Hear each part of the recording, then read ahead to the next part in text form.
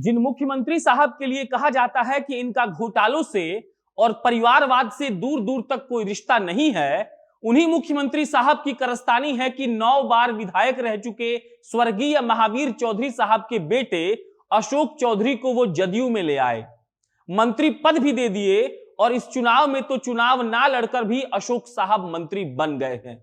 हालांकि सेटलमेंट के लिए विधान परिषद है ये है।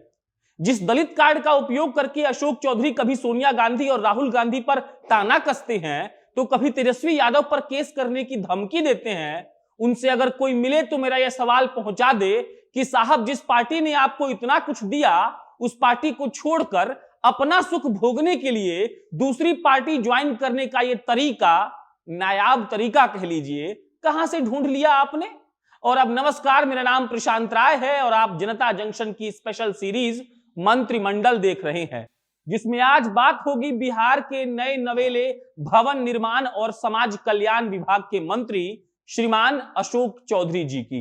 मैं नीतीश कुमार सत्यनिष्ठा से प्रतिज्ञान करता हूं कि मैं विधि द्वारा स्थापित भारत के संविधान के प्रति सच्ची श्रद्धा और निष्ठा रखूंगा। जिस बेटे के पिता के मरने के बाद कांग्रेस पार्टी की उस वक्त की चीफ उनके घर आई थी, आज वो बेटा उस पार्टी में नहीं है।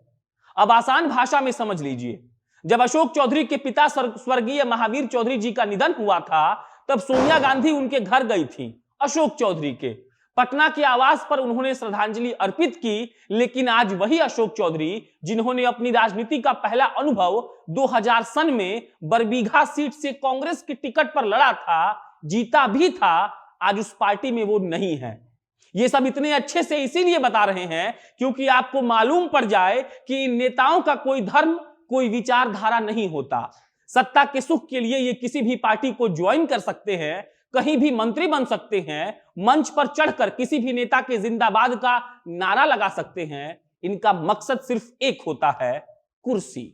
और इसी कुर्सी का उदाहरण आप यूं समझ लीजिए कि 2000 में कांग्रेस के टिकट पर बरबीघा से चुनाव जीते, 2013 में कांग्रेस ने इनको अध्यक्ष बना दिया बिहार का, 2014 में इनको एमएलसी चुन लिया गया, 2015 से लेकर 2017 तक साहब शिक्षा मंत्री बने थे और उसके बाद भाई साहब ने जदयू ज्वाइन कर लिया।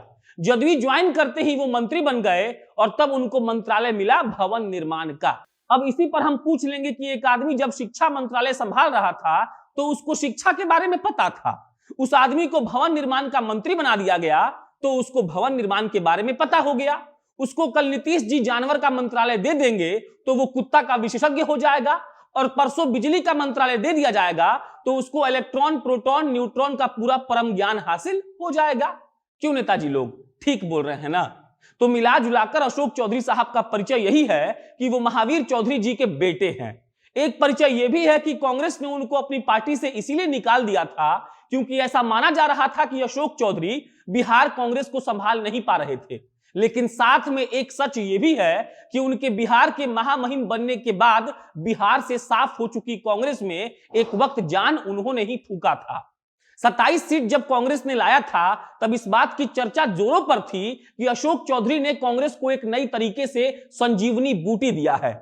लेकिन जब अचानक से बिहार के कांग्रेस से विधायक टूटने लगे तो उसकी गाज भी अशोक चौधरी पर गिरी और कांग्रेस आलाकमान ने अशोक चौधरी को निकाल दिया।